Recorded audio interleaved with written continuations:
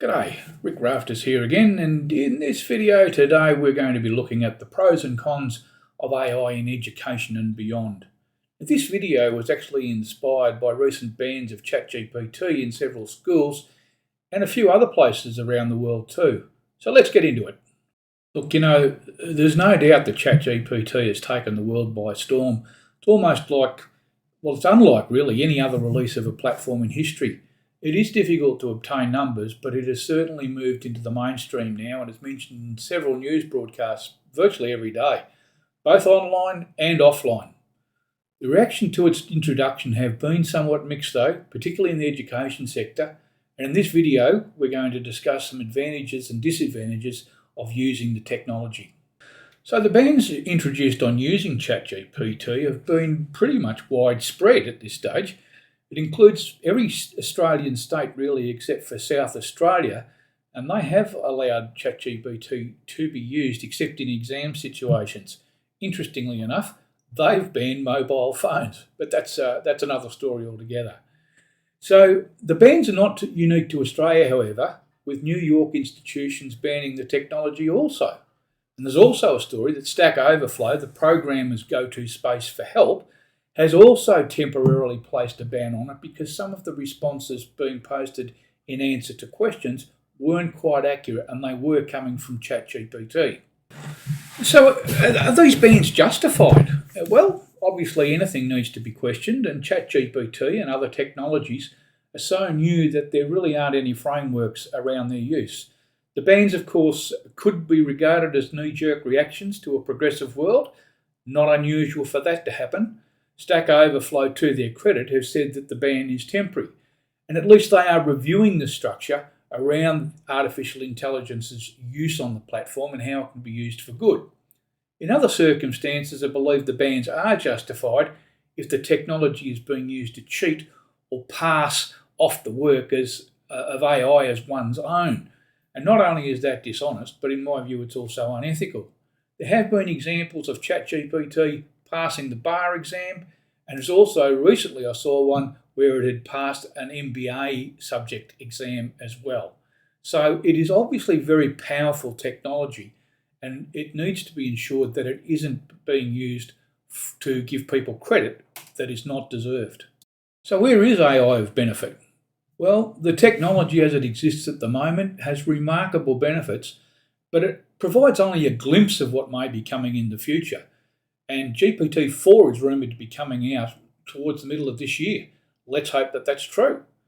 When it comes to the academic world, or even the writing of an article, blog post, or anything of that nature, AI can certainly help by providing simple assistance in the area of assisting people with their creativity.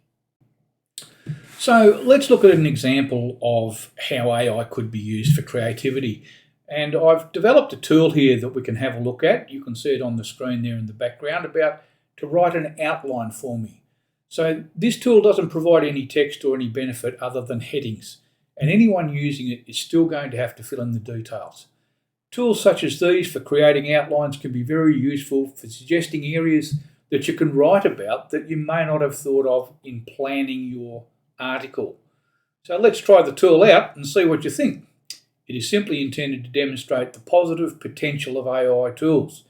And there are obviously many, many more prompts that could be developed. So let's see what it says here. So we'll just go in here. By the way, this tool is in the article that accompanies this video, and there'll be a link to it at the bottom of the video. So the topic of the article would be, we're saying here, we'd like you to write an outline for me. The outline should include an introduction and a conclusion paragraph. Included in the outline should be the main ideas around the subject and also some examples that I can expand upon. I would also like to be able to discuss the benefits and disadvantages, if any, of this topic. The output you generate should contain the title of the article, and the outline should be in a formatted list of bullet points. So that's what we're telling ChatGPT, or in this case GPT-3, to generate an article outline based on. So let's just type in here the benefits of ChatGPT in education and submit.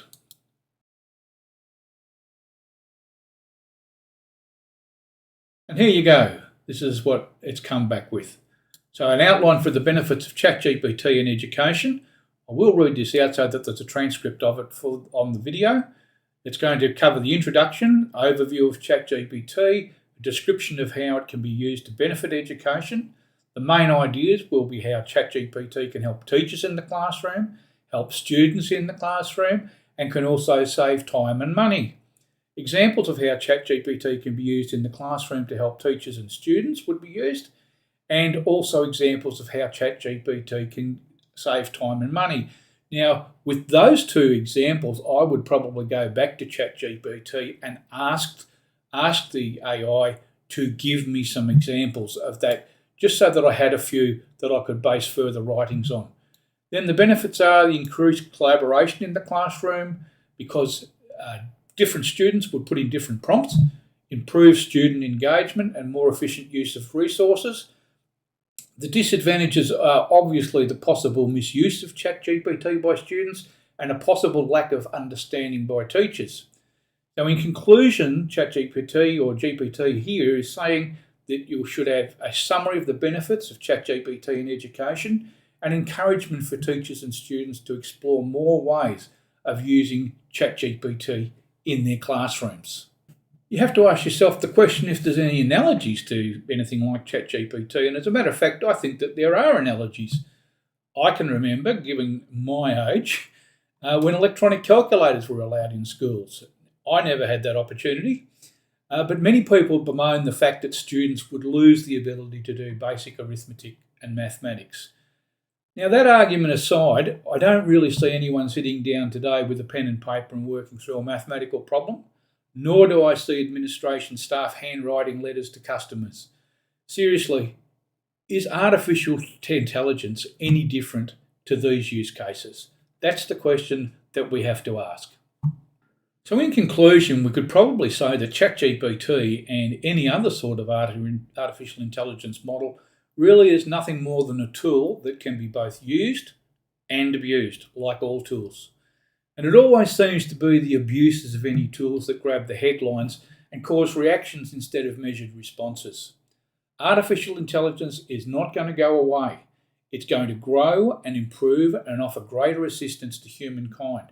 I believe it's something that we should embrace. The balance will be to consider the ethical and moral use of such tools for the greater good and make sure that we deploy them in a way that provides growth for us all. I should add, in conclusion, that this entire video and the article was written by a human, me, but the title was suggested by ChatGPT based on the content of what was written into the article. So there you go. Hope you enjoyed it, and I'll see you next time. Cheers.